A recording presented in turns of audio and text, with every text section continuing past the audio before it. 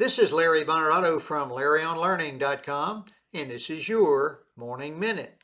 The secret to making confident decisions. In business and in life, leaders must make big decisions with confidence, clarity, and conviction.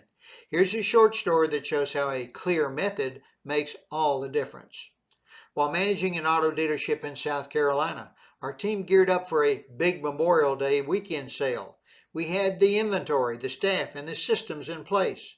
But as we finalized our advertising plan, several local media reps warned us, most people leave town that weekend. Reschedule if you want results.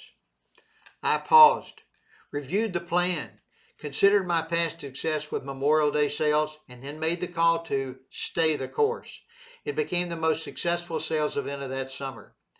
That decision followed a simple, effective framework, one you can use for any big decision. First, know your goal. You wouldn't start a trip without a destination. We pictured success, 75 cars sold during the event and 25 more from follow-up prospects.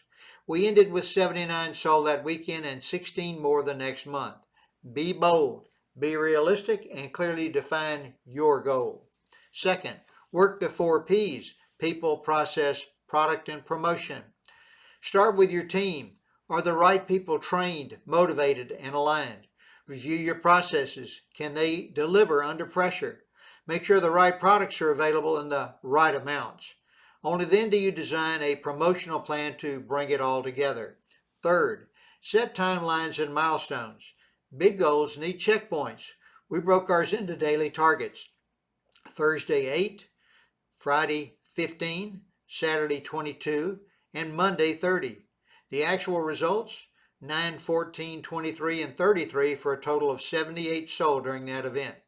These benchmarks kept our team focused and energized all weekend. Fourth, execute and adjust. Even the best plan requires your action.